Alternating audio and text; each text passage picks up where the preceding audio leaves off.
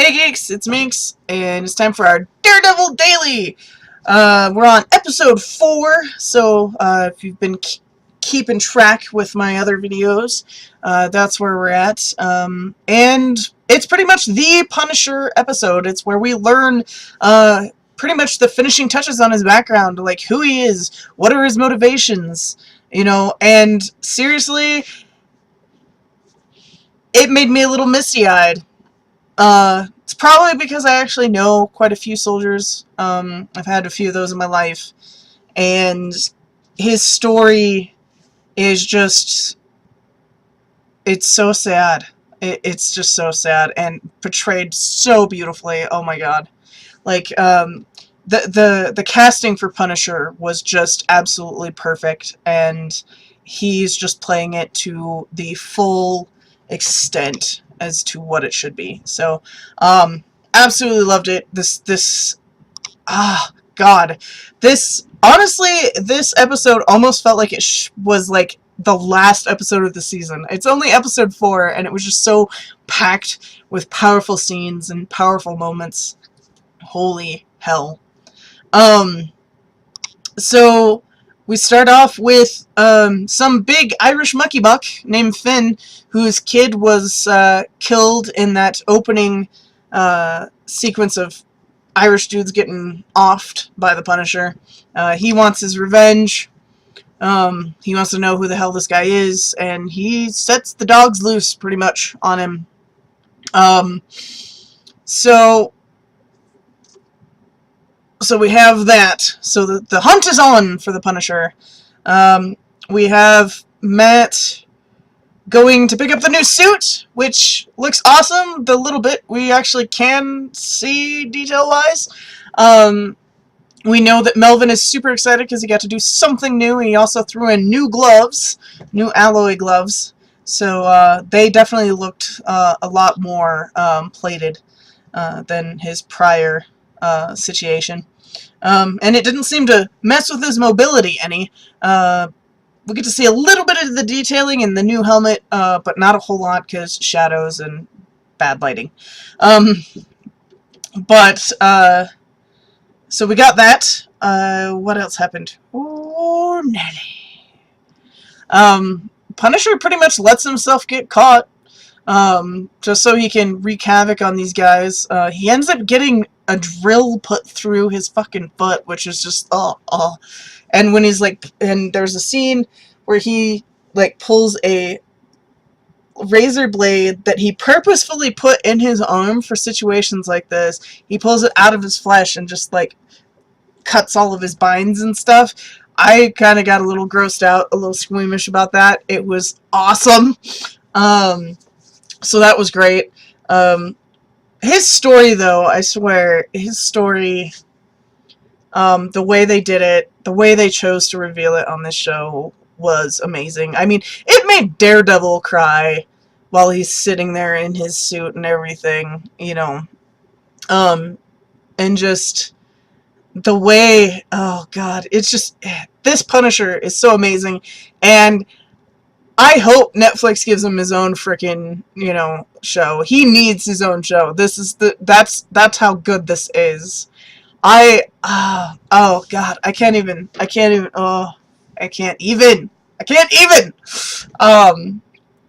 yeah, this is definitely the Punisher episode. Like, if there was any, it would be this one. Like, crazy. Like, the fact that he finally snaps because they're about to kill the dog or torture the dog, and he's like, no. He goes, fine, I'll tell you. I mean, yeah, his shit was booby-trapped, but seriously, like, the look on his face, it was the dog. Speaking of which, we never actually get to see if the dog survives, and I swear to God, that dog better have survived because I love pits. Mine is curled up, sleeping underneath my desk right now, like a little butthead. They better not have hurt that dog. That's all I guess to say. Oh, God. Oh, it was so Punisher. It was so Punisher. Oh, God, it was so good.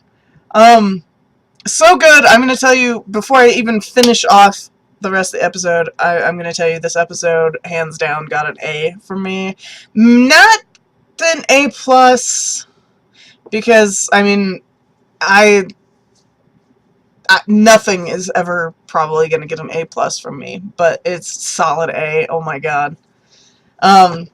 We end up with Karen Page sticking her nose in business that she probably shouldn't, finding Castle's old house, going through pretty much on their end, discovering his story, kind of, getting a version of it, pretty much that there were children involved and he was a family man and all that.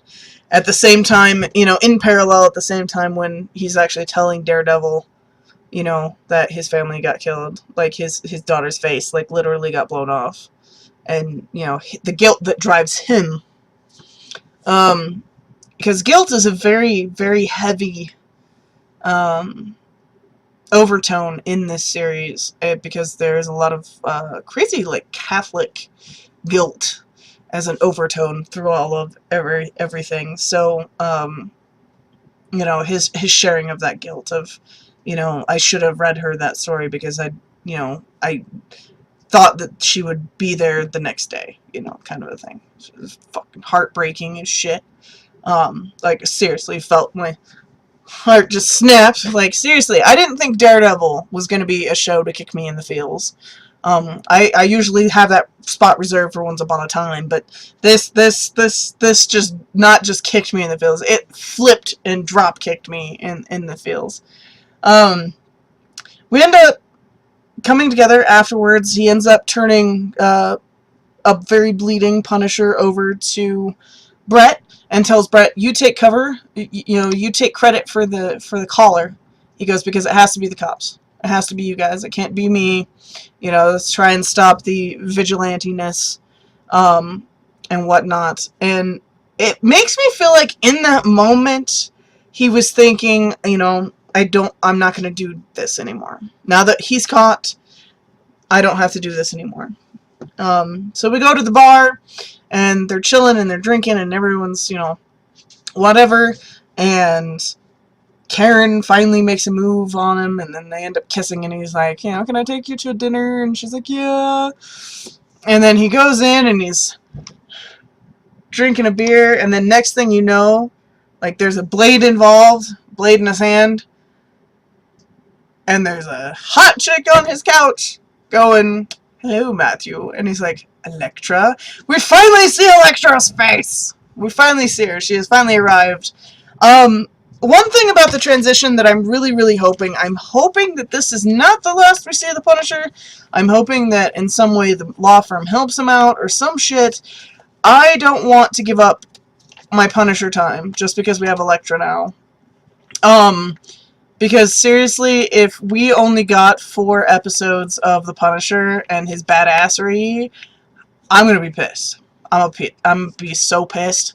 You don't even know. Like, flipping tables pissed, because that has got to be, honestly, that was probably the best 4 episodes of Daredevil ever.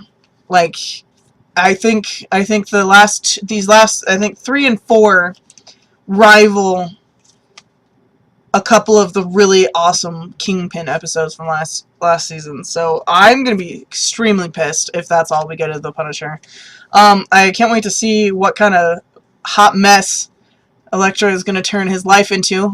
So we'll get to look forward to that in episode 5, I'm sure. So yeah, this episode, all about the Punisher. I loved it. I love his portrayal of the Punisher. He's got this shit down.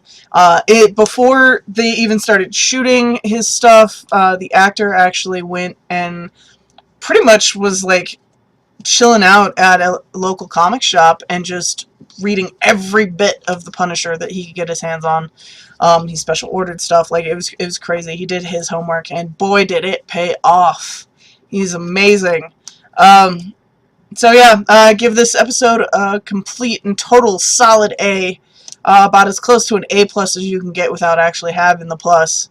I'm looking forward to what Elektra's going to bring, and I hope it's not the last we see of the Punisher. So yeah, I'll see you guys tomorrow for episode 5.